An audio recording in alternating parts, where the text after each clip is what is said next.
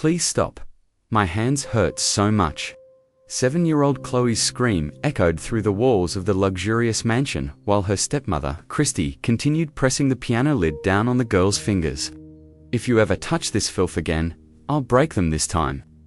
The hatred in Christy's eyes was much colder than Chloe's tears, and at that very moment, the sound of a door opening was heard.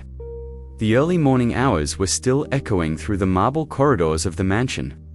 When Chloe Bennet stood in front of the piano room, peering inside through the crack in the door, it had been exactly 3 days since she turned 7, and this special day would carry meanings she would never forget in her life. Her little heart was beating with excitement, because today, she could finally touch her mother's piano. Sarah Bennet, Chloe's mother, had been one of the most renowned pianists in New York before her death from cancer 2 years ago.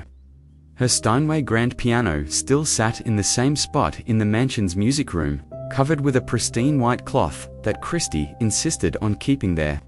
"It's gathering dust," Christy would always say with that sharp tone of hers, "but your father insists on keeping that old thing." But today was different. Today was the day her real father, Thomas Bennet, had promised would come. Chloe remembered that conversation from months ago, when Thomas had knelt down to her eye level in his perfectly tailored suit, his gentle eyes meeting hers. "When you turn 7, sweetheart," he had whispered, "I'll arrange for someone very special to teach you piano. Your mother would have wanted that." His voice had carried a weight of grief mixed with hope, and Chloe had counted down the days ever since. Thomas Bennet was what people called a self-made millionaire. His tech company had revolutionized data security, and his name appeared regularly in Forbes and Wall Street Journal. But despite all his success, he had never quite recovered from Sarah's death. Work had become his escape, business trips his refuge from the memories that haunted every corner of their home. That's how Christy had entered their lives. Christy Morrison, now Christy Bennet, had been Sarah's nurse during her final months. Young, beautiful, with perfectly styled blonde hair, and a smile that could charm anyone, she had seemed like an angel during those dark days. She held Sarah's hand during chemotherapy sessions, brought fresh flowers to the hospital room, and even helped Chloe understand why her mother was getting thinner and weaker. "Your mummy is fighting very hard," Christy would say, stroking Chloe's hair with seemingly genuine care. "And she wants you to be brave too." But something had changed after Sarah's funeral. Thomas, drowning in his grief, had grown distant. He buried himself in work, traveling constantly, leaving Chloe in Christy's care. And, slowly, gradually, the caring nurse had transformed into something else entirely. It started with small things. "Don't run in the hallways, you'll disturb your father. Eat quietly, some people are trying to work. Your mother's things need to stay exactly where they are. Don't touch anything." But as months passed, Christy's true nature began to surface. The gentle touches became sharp pinches when no one was looking. The caring words became cutting remarks. And, worst of all, she began to isolate Chloe from everything that connected her to her mother's memory. "You're just like her," Christy would hiss when Thomas wasn't around. "Always dramatic, always needy. Do you think your father needs more burden in his life?"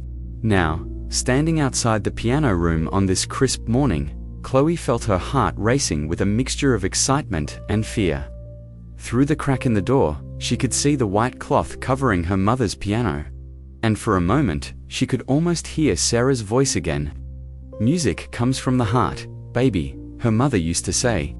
"When you play, you're speaking a language that everyone understands, even when words fail." Chloe pushed the door open slowly, wincing as it creaked slightly. The morning sunlight streamed through the large windows, illuminating particles of dust dancing in the air. The piano stood there like a sleeping giant, waiting to be awakened.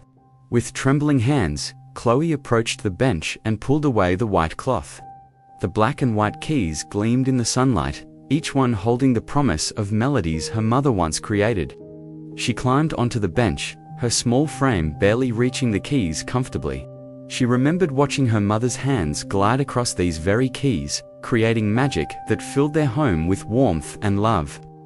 Sarah would play Chopin nocturnes before bedtime, Bach inventions during lazy Sunday mornings, and her own compositions when she thought no one was listening.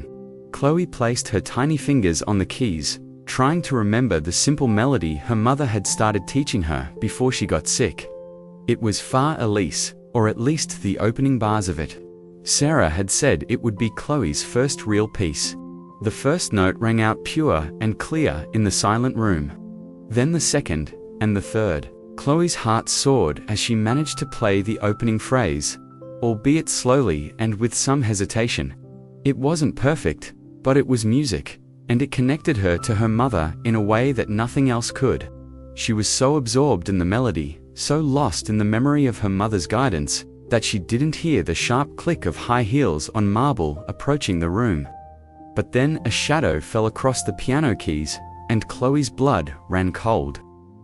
"What do you think you're doing?" Christy's voice cut through the air like a blade. She stood in the doorway, wearing a brilliant red dress that hugged her figure perfectly. Her blonde hair styled immaculately, despite the early hour. But it was her eyes that made Chloe's breath catch. They were filled with a fury that seemed to burn right through her. I was just... Chloe stammered, her fingers frozen above the keys. Just what Christy stepped into the room, her heels clicking ominously against the hardwood floor. "Destroying your mother's piano? Making noise when your father is trying to work? Daddy said when I turned 7, I could." "Your father says a lot of things he doesn't mean," Christy interrupted, moving closer to the piano. "He's busy, Chloe. He has important work to do. He doesn't have time for your childish fantasies." Tears began to well up in Chloe's eyes. "But Mummy wanted me to learn. She told me. Your mother is dead." Christy's voice rose to a sharp shriek that seemed to shake the very air. "She's gone, and her silly dreams died with her. This piano is a reminder of everything your father has lost, and you, sitting here playing pretend, is cruel and selfish." Chloe's small hands trembled as she tried to pull them away from the keys, but something in her mother's memory gave her a tiny spark of courage. "I wasn't pretending. I was playing the song she taught me. I remember it." That defiance, small as it was, seemed to ignite something terrible in Christy's eyes. She moved around the piano with predatory grace, her red dress flowing like liquid fire. "You remember nothing," she snarled. "You're a 7-year-old child who thinks she can replace her dead mother by banging on an expensive instrument." "I'm not trying to replace her," Chloe cried, tears now streaming down her cheeks. "I just miss her." "Well, your missing her doesn't bring her back, does it?" Christy reached the bench where Chloe sat. "And it certainly doesn't give you the right to touch things that don't belong to you." Before Chloe could react, Christy's hands shot out and grabbed the piano lid. With one swift, vicious motion, she brought it down toward Chloe's hands, which were still resting on the keys. "Please stop. My hands hurt so much," Chloe screamed as the heavy wooden lid pressed down on her small fingers. The pain was unlike anything she had ever experienced, sharp, crushing, and absolutely terrifying. "Good," Christy hissed, applying more pressure. "Maybe now you'll remember to keep your grubby little hands off things that don't belong to you." Chloe writhed on the bench, trying desperately to pull her hands free, but Christy held the lid down firmly. I'm sorry, she sobbed. "Please let me go." "Oh, you're sorry now?" Christy's voice dripped with mock sympathy. "Where was that sorry when you decided to disobey me? When you thought you could just waltz in here and play house with dead mummy's toys?" The pain in Chloe's fingers was excruciating, but somehow the cruelty in Christy's words hurt even more. This woman, who had once held her mother's hand and promised to take care of her, was now causing her the worst pain she had ever felt, both physical and emotional. "Please," Chloe whispered through her tears. "I won't do it again.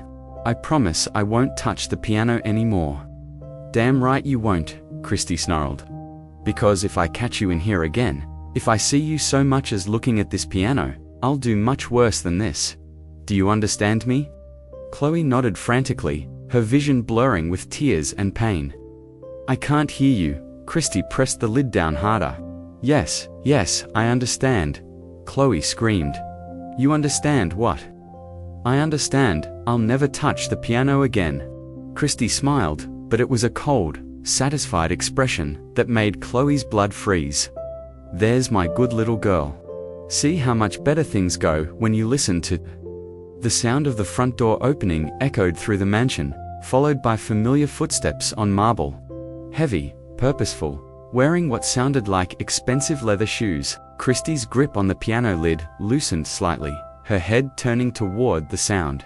Her perfectly composed expression flickered for just a moment. Was that fear that crossed her features? "Daddy," Chloe whispered hopefully, barely daring to believe it. The footsteps grew closer, moving through the main hallway toward the music room. Christie quickly released the piano lid, and Chloe immediately pulled her throbbing hands against her chest, cradling them protectively. "Remember what I told you," Christie whispered menacingly, smoothing down her red dress and fixing her hair. "Not one word, or I'll make sure your father sends you away forever. He doesn't need a troublemaker in his life." Chloe bit her lip to keep from crying out as the pain in her fingers intensified. She could feel them swelling already, and when she looked down, she saw angry red marks where the piano lid had pressed into her skin. The footsteps stopped right outside the door, and then, with a sound that seemed to cut through all of Christie's threats and fury, the door handle turned. Thomas Bennet stepped into the room, and the moment his eyes took in the scene before him, his daughter with tears streaming down her face, cradling injured hands against her chest, while his wife stood beside the piano in her bright red dress, looking perfectly composed, something fundamental shifted in the air. You could feel it, couldn't you? That moment when everything changes, when someone finally sees what's been hidden in plain sight. Thomas's expression went from mild curiosity to sharp concern, to something much darker as his gaze moved from Chloe's terrified face to her injured hands, then up to meet Christie's eyes. What happened here? His voice was quiet, controlled, but there was an undertone that made even Christie take a small step backward. The silence stretched between them like a taut wire, ready to snap. And in that silence, a little girl had to decide whether to protect herself by telling the truth, or protect her stepmother by living with a lie that might destroy her forever. But you know what? Sometimes, the truth has a way of coming out all on its own, doesn't it? Sometimes, justice finds a way, even when it seems impossible. What would you have done in that moment? Would you have found the courage to speak up, or would fear have kept you silent? Thomas Bennet's eyes moved slowly from his daughter's tear-streaked face to her swollen fingers, then to his wife, standing beside the piano in her pristine red dress. The silence in the room was deafening, broken only by Chloe's quiet sniveling as she tried to hold back her sobs. "I asked you a question, Christie." Thomas's voice carried that particular tone that his business associates had learned to fear: quiet, controlled, but with an edge that could cut through steel. "What happened to my daughter's hands?" Christie's perfectly applied lipstick curved into what she intended to be a concerned smile. But there was something brittle about it, something that didn't quite reach her eyes. "Oh darling, you startled me. I didn't expect you back from Chicago until tonight." She moved gracefully toward him, her red dress flowing like liquid fire, but Thomas didn't take his eyes off Chloe. "The meeting ended early," he said flatly. "Now answer my question." "It was just a little accident," Christie said, her voice taking on that syrupy tone she used when she wanted to appear caring. "I found Chloe in here playing with the piano. You know how children can be, so curious about things they shouldn't touch. The lid slipped when I was trying to close it, and unfortunately, her little fingers got in the way." Thomas knelt down beside Chloe, his expensive suit creasing without concern. Up close, he could see the angry red welts across her knuckles, the swelling that was already beginning to set in. These weren't the marks of an accident, they were deliberate, sustained injuries. "Sweetheart," he said gently, taking her small hands in his much larger ones and examining them carefully. "Can you tell Daddy what really happened?" Chloe's eyes darted fearfully between her father and Christie. She could see her stepmother's warning glare from the corner of her eye, could almost hear the whispered threats echoing in her mind. "Not one word, or I'll make sure your father sends you away forever." I was playing the piano," she whispered, her voice so quiet Thomas had to lean closer to hear her. And then... "Yes," Thomas encouraged. his voice infinitely patient. What happened then, baby? Chloe's lower lip trembled as she struggled with the weight of fear and truth. The lid, it fell on my hands. It wasn't a lie, exactly, but it wasn't the whole truth either. Thomas's trained eye, the same eye that had built a multi-million-dollar empire by reading people's intentions, caught the careful phrasing, the way his daughter's gaze kept flicking nervously toward Christy. Accidents happen so quickly with children, Christy interjected smoothly, moving closer to them. I felt terrible about it, of course. I was just about to get some ice for her poor little fingers when you arrived. Thomas stood slowly, his jaw set in a way that Chloe had never seen before. Ice, of course. His tone was neutral, but there was something underneath it that made the hair on the back of Christy's neck stand up. How thoughtful of you to think of that. He walked over to the piano, running his hands along the heavy wooden lid. It was solid mahogany, weighted for balance and acoustic purposes.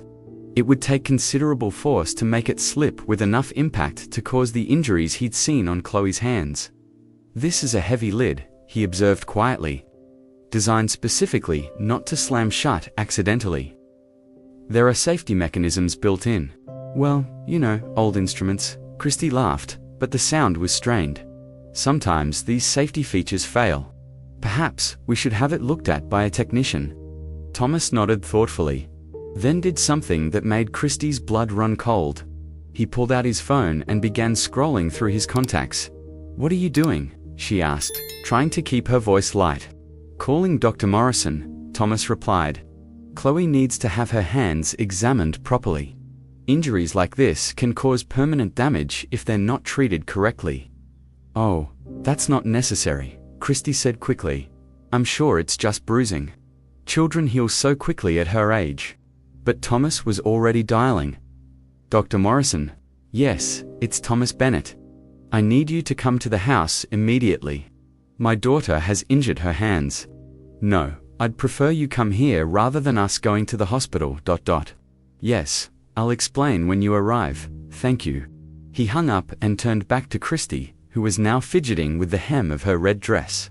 He'll be here within the hour. He's been our family doctor since before Chloe was born.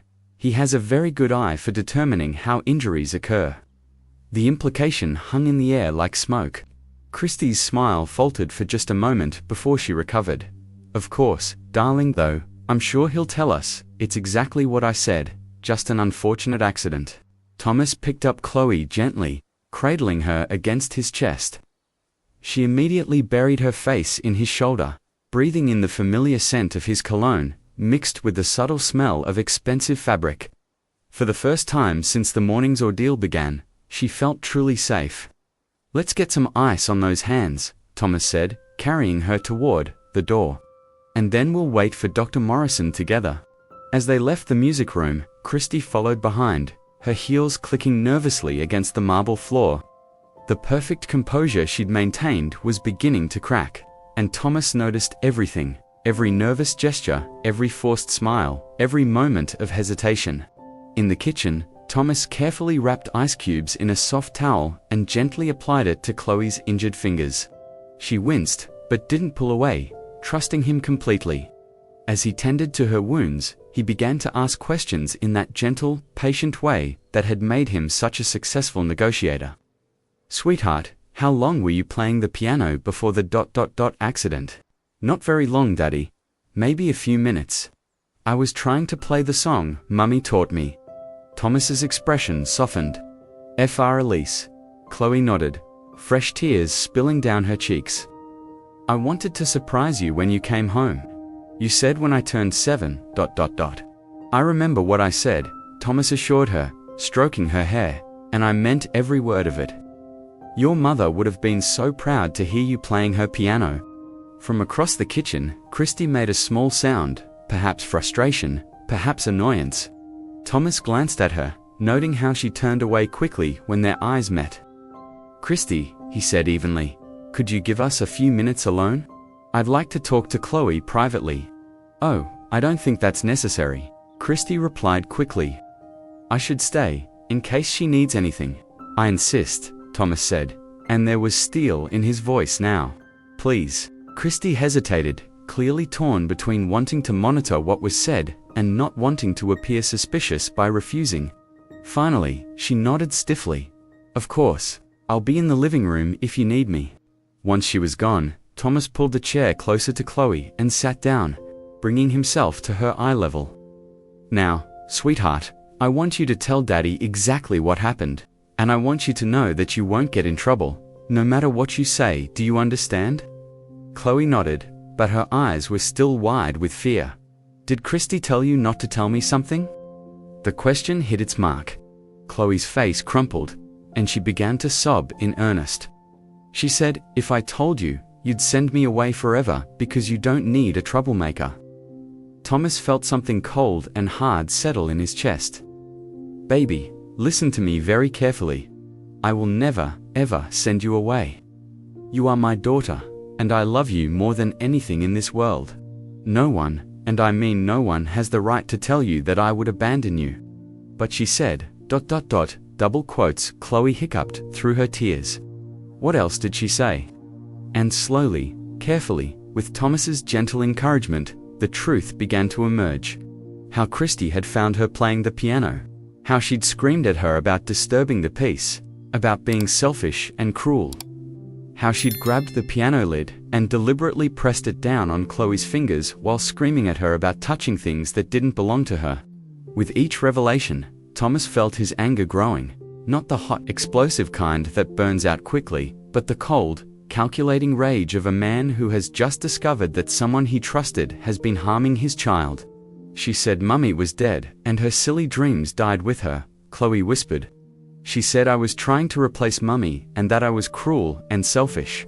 Thomas closed his eyes briefly, fighting to maintain his composure.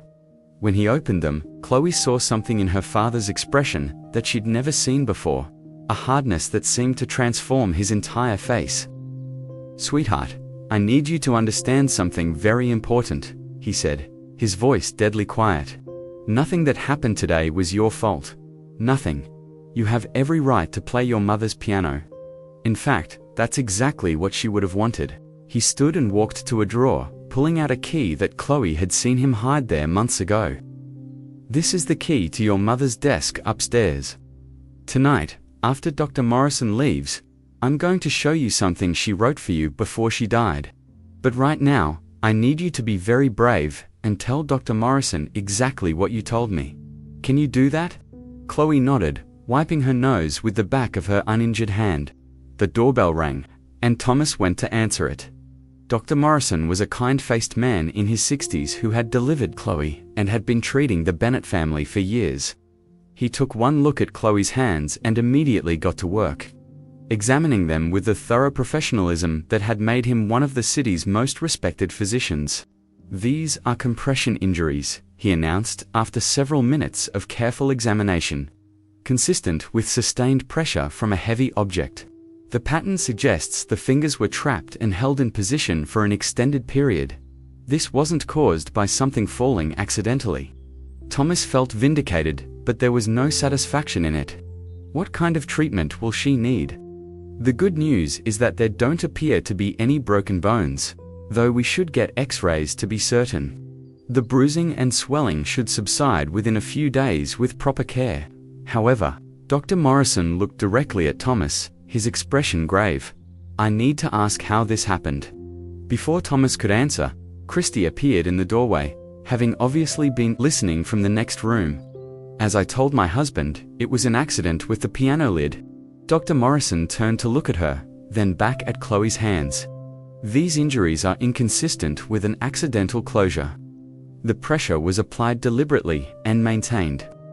"Are you suggesting I'm lying?" Christy's voice rose slightly, a note of hysteria creeping in. "I'm stating medical facts," Dr. Morrison replied calmly. "These are the injuries I would expect to see in a case of deliberate abuse." The word hung in the air like a bomb that had just exploded. Christy's face went white, then flushed red with anger. "How dare you? I would never hurt a child. I was a pediatric nurse for 5 years before I married Thomas, which is exactly why you would know how to inflict maximum pain without causing permanent damage," Dr. Morrison observed quietly. Thomas stepped forward. Doctor, I appreciate your thoroughness. Could you prepare a detailed medical report of your findings? Of course, I'll also need to file a report with Child Protective Services. I'm legally obligated to do so when I see evidence of abuse. No, Christy shrieked. This is ridiculous. Thomas, tell them this is all a misunderstanding. But Thomas was looking at his daughter, who was staring up at him with eyes full of hope and terror. Hope that finally, someone believed her. Terror that somehow, this would all be turned around and she would be the one punished. You know what the hardest part about being a child is? It's that moment when you realize the adults who are supposed to protect you might not always do what's right. When you have to find courage you didn't know you had, just to speak your truth. But sometimes, just sometimes, there's an adult who listens, who believes, who fights for you when you can't fight for yourself. Dr. Morrison knelt down beside Chloe, his voice gentle but serious. Sweetheart, I need you to tell me what happened to your hands. And I need you to know that telling the truth is the most important thing you can do right now. Chloe looked at her father, who nodded encouragingly. Then she looked at Christy, who was staring at her with barely contained rage. And finally, she looked back at Dr. Morrison and found her voice. She hurt me on purpose, she whispered. She was mad because I was playing Mummy's piano. Can you tell me exactly what she did? She grabbed the piano lid and pushed it down on my fingers. And she said if I ever touched the piano again, she'd do something worse. Dr. Morrison nodded, making notes on his clipboard. Did she say anything else? She said Mummy was dead and that I was trying to replace her. She said Daddy didn't need a troublemaker. Chloe's voice grew stronger as she continued, the relief of finally telling the truth giving her courage. And she said if I told Daddy what really happened, she'd make sure he sent me away forever. The silence that followed was deafening. Thomas felt something fundamental break inside him, not his heart, which had already been broken when Sarah died, but his faith in his own judgment. How had he been so blind? How had he allowed this woman into their home, into their lives, when she was capable of such cruelty to his daughter? Thank you for being so brave, Dr. Morrison told Chloe. You did exactly the right thing by telling the truth. He stood and faced Thomas and Christy. I'll have my report filed within the hour. Mr. Bennett, I strongly recommend that you ensure your daughter's safety while this matter is investigated. She'll be safe, Thomas said quietly, his voice carrying a promise that sounded more like a vow. Christy backed toward the door, her red dress now seeming garish and inappropriate rather than elegant. Thomas, surely you can't believe this child's fantasies over your own wife. Thomas turned to look at her, really look at her, as if seeing her clearly for the first time. The beautiful facade was cracking, revealing something ugly underneath. How had he missed the cold calculation in her eyes? The way she spoke about Sarah with barely concealed contempt. The subtle cruelties he'd dismissed as firmness with a grieving child. Get out, he said quietly. What? I said get out. Pack your things and get out of my house. Thomas, you're making a terrible mistake. That child is manipulative. She's been trying to turn you against me since the day we married. Get out. Thomas roared, his composure finally cracking. Get out before I do something I'll regret. Christy stared at him for a moment, perhaps seeing something in his face that warned her she had pushed too far. Without another word, she turned and fled, her heels clicking rapidly against the marble as she ran toward the stairs. Thomas gathered Chloe in his arms again, holding her close as she began to cry. Not from pain this time, but from relief. The nightmare was over. Finally, someone had protected her. But you know what? Sometimes the end of one nightmare is just the beginning of healing. And healing, especially for a little girl who's been through so much, takes time, patience, and love. The real question is, what kind of father would Thomas choose to be from this moment forward? And could a little girl who'd lost so much learn to trust again? 3 days after Christy's dramatic exit from their lives, Thomas sat in his study holding the small brass key he'd retrieved from the kitchen drawer. The house felt different now, quieter, yes, but also somehow lighter, as if a suffocating presence had been lifted from every room. Chloe was napping upstairs, her bandaged hands finally showing signs of healing. And for the first time in months, Thomas felt like he could breathe freely in his own home. The key belonged to Sarah's writing desk, a beautiful mahogany piece that had sat untouched in their bedroom since her death. Thomas had avoided it like a wound that refused to heal, but tonight felt different. Tonight, he was ready to face whatever message his beloved wife had left behind. The desk opened with a soft click, releasing the faint scent of Sarah's favorite lavender perfume.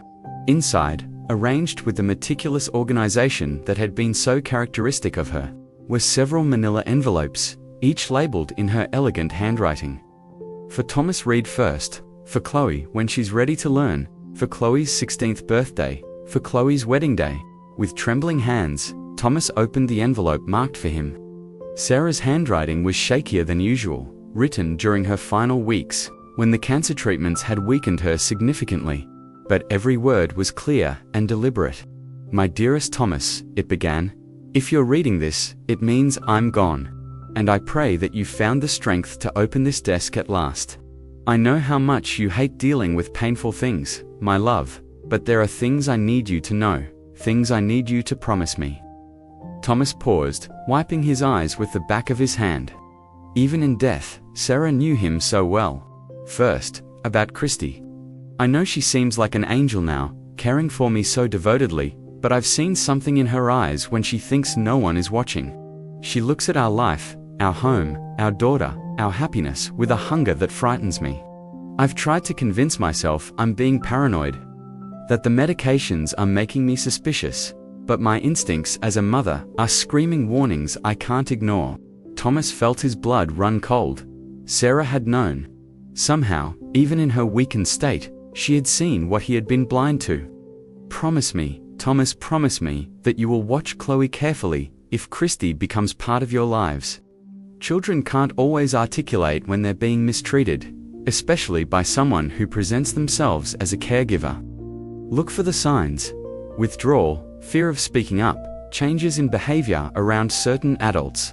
Our daughter is strong, but she's still just a baby, and she'll need you to be her protector." Thomas had to stop reading for a moment, overwhelmed by guilt and grief. Sarah had known, and he had failed to heed her warning. If he had been more observant, more present, Chloe might never have suffered those terrible months of abuse. The letter continued, "But this isn't just about warnings, my darling. I have a wonderful surprise that I've been planning for months. Do you remember my old teacher, Professor Elena Vasquez from Juilliard? She agreed to take Chloe as a student when she turned 7, not just any student, but as my daughter, carrying on a musical legacy that stretches back generations. I've already paid for 2 years of lessons, and Elena is expecting your call." Thomas sat back in his chair, stunned. Sarah had arranged everything, even from her deathbed. She had seen a future for their daughter that he, in his grief, had forgotten to imagine. Elena's contact information is in the envelope marked Chloe's musical future. She lives just 40 minutes away and has agreed to come to the house for lessons until Chloe is comfortable traveling to her studio. She knows about my condition and has promised to be patient with our little girl's grief. The letter went on to detail Sarah's hopes and dreams for Chloe's musical education. Her belief that music would help their daughter process grief and find joy again, and specific instructions about which pieces to start with and which piano methods to use. "Music saved me when I was Chloe's age and my own mother died," Sarah had written. "It gave me a language for emotions I couldn't speak, a way to connect with something larger than my pain. I want that same gift for our daughter." At the bottom of the letter, in slightly larger script, Sarah had added, "P.S. There's a very special composition in Chloe's envelope. I wrote it for her during my last good week. It's called Chloe's Song, and I dream of the day she'll be able to play it. Don't let her see it until she's ready. Elena will know when that time comes." Thomas wiped his eyes again and reached for the envelope marked Chloe's musical future. Inside, along with Professor Vasquez's contact information, was a check made out to the renowned teacher with a note, "For my daughter's lessons. Please help her find the joy in music that you helped me discover all those years ago." The amount of the check took Thomas's breath away. Sarah had used nearly all of her personal savings, money from her own concert performances and teaching. To secure the best possible musical education for Chloe, she had planned everything down to the smallest detail, ensuring that their daughter would have every opportunity to flourish musically, even without her mother there to guide her. Thomas reached for his phone and, despite the late hour, dialed Professor Vasquez's number. Elena Vasquez, speaking, came a warm voice with a slight Spanish accent. "Professor Vasquez, this is Thomas Bennett, Sarah's husband." There was a pause, then a soft intake of breath. "Mr. Bennett, I've been wondering when you would call. How long has it been now? 2 years since Sarah passed." "Yes, I'm sorry I didn't reach out sooner. I only just found Sarah's letter tonight." "Ah," Elena said knowingly. "Grief has its own timeline. Is little Chloe ready for lessons now?" Thomas thought about his daughter upstairs, her hands still healing from Christie's cruelty, her spirit bruised but not broken. "She's been through some difficult times recently, but yes, I think she's more than ready. In fact, I think she needs music in her life now more than ever." "Good. Sarah told me so much about Chloe, her natural ear for melody, her emotional connection to music even as a toddler." "When can we start?" "As soon as possible," Thomas said. "Would you be willing to come to the house, at least initially? She's been through some trauma, and I think she'd be more comfortable in familiar surroundings." Of course, Sarah mentioned that might be necessary. "Shall we say Thursday afternoon? I can assess Chloe's current level and we can discuss a lesson plan." After hanging up, Thomas sat in the quiet study for several more minutes, feeling as though Sarah was somehow still with him, still guiding their family even from beyond. For the first time since her death, he felt like he was making decisions she would approve of, being the father she had believed he could be. The next morning, Thomas found Chloe in the kitchen, carefully eating cereal with her left hand, while her bandaged right hand rested on the table. She looked up when he entered, offering him one of those precious smiles that reminded him so much of Sarah. "Good morning, sweetheart," he said, pouring himself coffee and sitting down beside her. "How are your hands feeling today?" "Better," she said, wiggling her fingers experimentally. "Dr. Morrison said the bandages can come off tomorrow." "That's wonderful news." Thomas took a deep breath, suddenly nervous about the conversation he was about to initiate. "Chloe, I want to talk to you about something important. About the piano, and about some plans your mother made before she died." Chloe's spoon paused halfway to her mouth. "Am I in trouble for playing it?" "No, baby, you're not in trouble. In fact, your mother wanted you to play it. She made special arrangements for you to have proper lessons with a very talented teacher." Chloe's eyes grew wide. "Really? Mummy wanted me to learn piano?" "More than anything," Thomas assured her, reaching into his jacket pocket to pull out one of Sarah's letters, not the one with warnings about Christie, but a shorter note specifically written for this moment. "She even wrote you a letter about it. Would you like me to read it to you?" Chloe nodded eagerly, setting down her spoon and turning to face him completely. Thomas unfolded the letter, his voice growing thick with emotion as he read Sarah's words aloud. "My precious Chloe, if Daddy is reading this to you, it means you've turned 7 and are ready to begin your musical journey. I want you to know that some of my happiest memories were of sitting at the piano with you on my lap, your little hands trying to copy the melodies I played." Chloe smiled at the memory, and Thomas continued, "Music is a gift, my darling. Not just the ability to play notes, but the ability to express feelings that are too big or too complicated for words. When I was sad, I played sad songs, and somehow that made me feel less alone with my sadness. When I was happy, I played joyful pieces that made my happiness feel even brighter. I remember," Chloe whispered, "when you were sick, you played that soft song that made me feel sleepy but not scared. Your mother always said you had a special connection to music." Thomas agreed. The letter continues, "I've arranged for you to study with my old teacher, Professor Elena Vasquez. She's a wonderful woman who will help you discover all the beautiful music that's waiting inside you. Be patient with yourself, work hard, and remember that every great pianist started exactly where you are now, with curiosity. Love, and 2 hands ready to make music. Tears were streaming down Chloe's face now, but they were tears of joy rather than sorrow. "When can I start?" she asked. "Professor Vasquez is coming here on Thursday for your first lesson," Thomas told her. "That gives your hands a few more days to heal completely." The next few days passed in a whirlwind of anticipation. Thomas had the piano professionally tuned, and he worked with Chloe to practice sitting at the bench properly and placing her hands on the keys without strain. They looked through some of Sarah's old beginner music books together, and Thomas was amazed to discover that Chloe could already read simple notation. Apparently, Sarah had been giving her informal lessons during those lazy Sunday mornings he remembered so fondly. When Thursday afternoon arrived, both father and daughter were nervous with excitement. Professor Elena Vasquez turned out to be an elegant woman in her 60s, with silver-streaked hair pulled back in a neat bun and kind eyes behind wire-rimmed glasses. She moved with the grace of someone who had spent decades at the piano.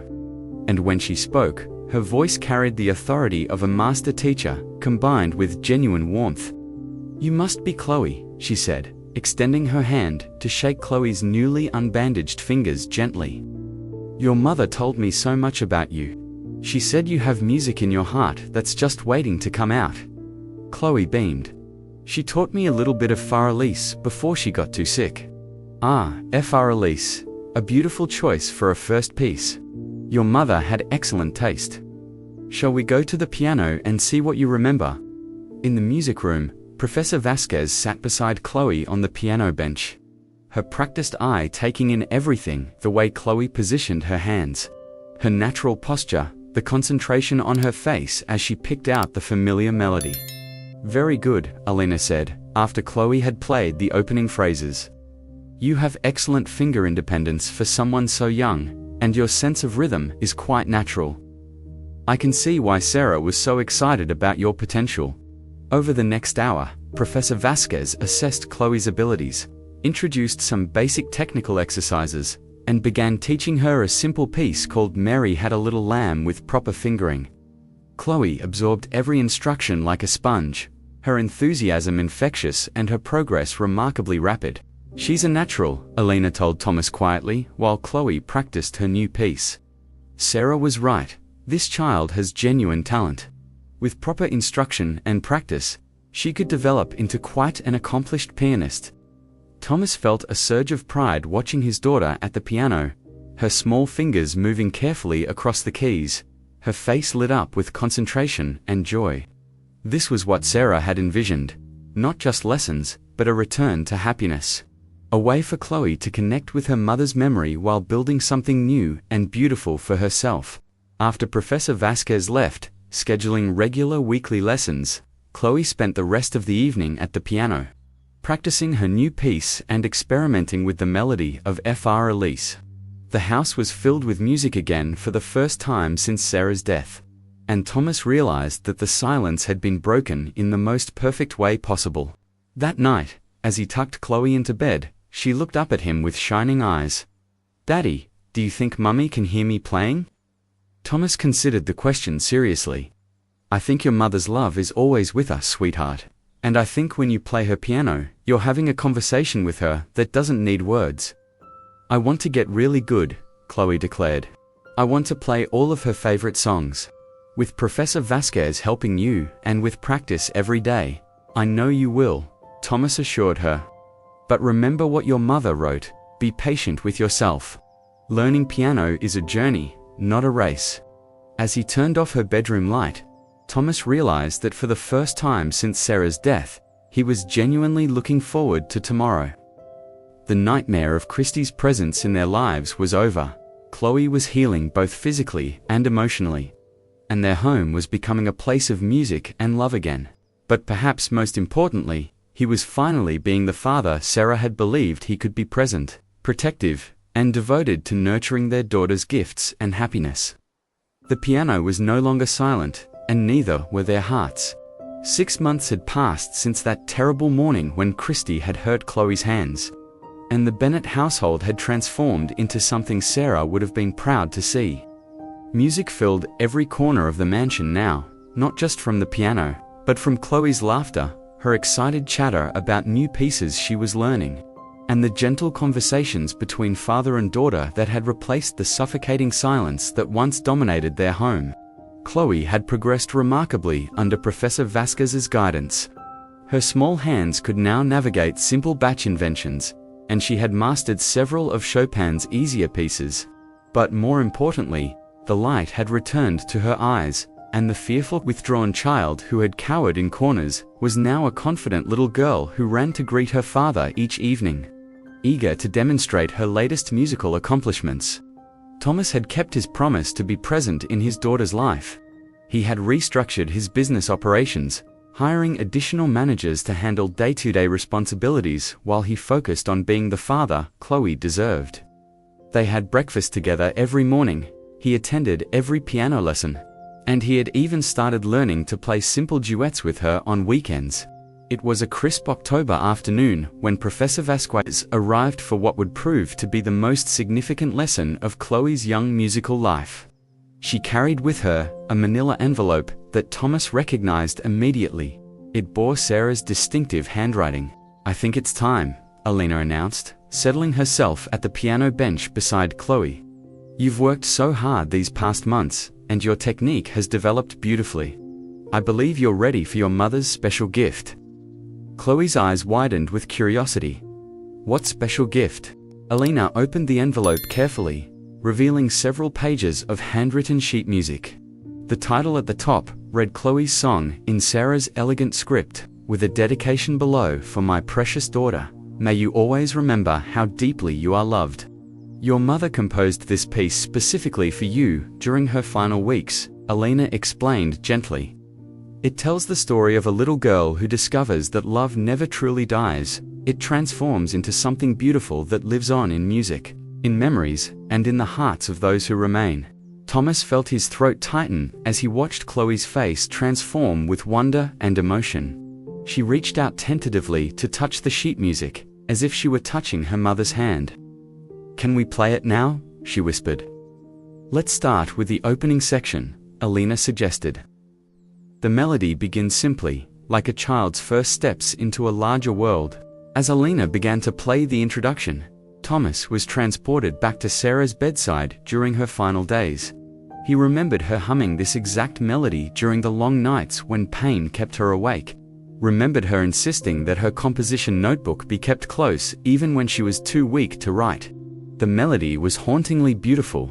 It began with simple, childlike phrases that gradually evolved into more complex harmonies, representing growth, discovery, and the deepening of understanding that comes with time. There were sections that seemed to speak of loss and sadness, but they always resolved into themes of hope and continuing love. "Now, Chloe, place your hands here," Alina guided. "This opening phrase represents you, young, curious, full of potential. Feel how the melody rises, like your spirit, lifting towards something beautiful." Chloe's small fingers found the keys, and the first notes of her mother's composition filled the air. Even played slowly and simply by a 7-year-old's hands, the piece was breathtakingly moving. Thomas found himself gripping the back of a chair to steady himself as emotion threatened to overwhelm him. They had been working on the piece for about 20 minutes when the doorbell rang. Thomas frowned. They weren't expecting anyone, and he had given strict instructions to the household staff never to interrupt Chloe's piano lessons. "I'll be right back," he told Alina and Chloe, walking toward the front entrance with some irritation. He opened the door to find a woman in an expensive black coat, her blonde hair now shorter and styled differently, but still unmistakably familiar. Christy stood on his doorstep, her face carefully composed in an expression of contrived remorse. "Hello, Thomas," she said quietly. "I know you probably don't want to see me, but I need to speak with you. It's important." Thomas felt his entire body tense. "You have some nerve coming here after what you did to my daughter." "That's exactly what I want to talk about," Christy replied, her voice taking on that familiar, manipulative tone he now recognized so clearly. "I've been in therapy these past months, working through my issues. My therapist helped me understand that I was acting out of grief and confusion over Sarah's death. I never meant to hurt Chloe. I was just struggling with my own demons. "Get off my property," Thomas said coldly, beginning to close the door. "Wait, please." Christy put her hand against the door. "I've changed, Thomas. I want to make amends. I want to apologize to Chloe properly and try to rebuild some kind of relationship. She's the closest thing I have to family now."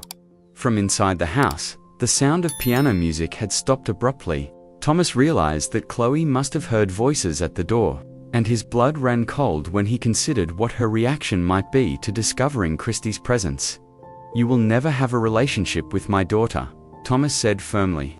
"You abused her, threatened her, and traumatized her. There is no apology that can undo that damage. But surely you understand that people can change, that forgiveness is important for healing." Christy's voice was growing more desperate now, the careful facade beginning to crack. "I know I made mistakes, but I love that little girl. I want to be part of her life again." "Love." Thomas's voice rose dangerously. "You call what you did love? You deliberately hurt a grieving child because she wanted to connect with her dead mother's memory. That's not love, that's cruelty of the worst kind." At that moment, they both heard it, a small, terrified whimper from inside the house, followed by the sound of rapid footsteps running up the stairs. Chloe had appeared in the hallway behind Thomas, drawn by the voices. And the moment she saw Christy standing in the doorway, every bit of progress she had made over the past months seemed to evaporate. The confident, happy child disappeared, replaced by the cowering, terrified little girl who had once begged for mercy while her fingers were crushed under a piano lid. "No, no, no," Chloe whispered, backing away from the door with her hands pressed against her chest protectively. "She can't come back. Daddy, please don't let her come back." Professor Vasquez appeared in the hallway, immediately assessing the situation and moving to place herself between Chloe and the door. "What's happening here?" she asked sharply. Thomas turned to follow Chloe, but not before delivering a final message to his former wife. "Look what your presence does to her," he said, his voice shaking with rage. "Look at the terror in my daughter's eyes. If you ever truly cared about her, you'll leave now and never come back. You have caused enough damage." He slammed the door and ran after Chloe, finding her huddled on her bed, trembling and sobbing. Professor Vasquez was already there, sitting beside the bed and speaking in soothing tones. "She's going to hurt me again," Chloe cried when she saw Thomas. "She's going to make me stop playing piano, and she's going to tell you to send me away." Thomas gathered his daughter into his arms, holding her close as her small body shook with terror. "No one is ever going to hurt you again," he promised fiercely. "No one is ever going to take music away from you, and no one is ever going to separate us. I swear it on your mother's memory." "But what if she comes back when you're not here? What if she finds a way to get inside?" Chloe's voice was muffled against his chest, but her fear was palpable. "Then we'll make sure that never happens," Thomas said firmly. He pulled out his phone and dialed a number he'd hoped never to use. "Security services. This is Thomas Bennett. I need a restraining order enforced immediately and round-the-clock security detail for my property." "Yes, I'll pay whatever it costs." Professor Vasquez watched this exchange with growing understanding. "I think I know what might help," she said gently. "Chloe, do you remember what your mother's song says about fear and love?" Through her tears, Chloe shook her head. "The middle section, the part we are about to learn, it's about how love is stronger than fear, and how music can be a shield against the things that try to hurt us. Your mother wrote that section specifically for moments like this." "Really?" Chloe wiped her eyes with the back of her hand. "Would you like to learn it now?" Sometimes the best way to fight fear is to create something beautiful. It took some coaxing, but eventually, Chloe agreed to return to the piano. Thomas stayed close beside her, one hand resting protectively on her shoulder, as Professor Vasquez guided her through the more complex middle section of Sarah's composition. This part of the piece was indeed about overcoming fear. The melody started with dark, minor chords that seemed to represent threat and danger, but gradually transformed as major chords began to weave their way through the darkness, growing stronger and brighter until they completely overwhelmed the fearful themes. "You see," Alina explained as Chloe's small fingers worked through the challenging passage. Your mother understood that scary things might happen in life, but she also believed that love and beauty would always be stronger in the end. As Chloe played, something remarkable began to happen. The terror in her eyes started to fade, replaced by concentration, and then by something deeper, a sense of connection with her mother that transcended fear. It was as if Sarah herself was there, guiding her daughter through this moment of crisis. I can feel her, Chloe whispered suddenly, her hand still moving across the keys. I can feel Mummy with me. Thomas felt tears streaming down his face as he watched his daughter transform before his eyes. This was Sarah's greatest gift, not just the music itself, but the strength and healing that music could provide in the darkest moments. They worked on the piece for another hour, with Chloe growing more confident and emotionally connected with each repetition. By the time the lesson ended, she was playing the challenging middle section with remarkable skill and profound feeling. There's one more section, Professor Vasquez announced as they prepared to conclude. The ending that your mother wrote. She called it the promise. The final section of Chloe's song was the most beautiful, yet a soaring melody that seemed to speak of eternal love, of bonds that death cannot break, and of futures filled with possibility. As Chloe played these final measures, Thomas realized that Sarah had somehow managed to write the perfect ending to their story of loss and healing. What does the promise say? Chloe asked when she finished playing. Professor Vasquez smiled and pointed to the bottom of the final page, where Sarah had written in her careful script, "My darling Chloe, this is my promise to you, that love never dies, it only changes form. When you play this song, I am with you. When you create beauty in the world, you carry my heart with you. And when you grow up to become the amazing woman I know you will be, remember that you were loved completely from the moment you were born until the moment I drew my last breath, and beyond. Always and forever, Mummy." Both Thomas and Chloe were crying now, but these were tears of healing rather than grief. For the first time since Sarah's death, they felt her presence not as an absence to be mourned, but as a continuing love that would guide them forward. "Can we play it together, Daddy?" Chloe asked, scooting over on the piano bench to make room for him. Thomas wasn't an accomplished pianist, but he had been taking lessons himself, so he could share this part of Chloe's life. Together, they played a simplified duet version of Chloe's song, his deeper bass notes providing a foundation for her melody line. As the final notes faded, Thomas realized that something fundamental had shifted in their healing journey. Christy's unexpected return had initially threatened to undo months of progress, but instead, it had provided an opportunity for Chloe to discover her own strength. She had faced her greatest fear and found that love, her mother's love, her father's love, and her own growing confidence, was indeed stronger than terror.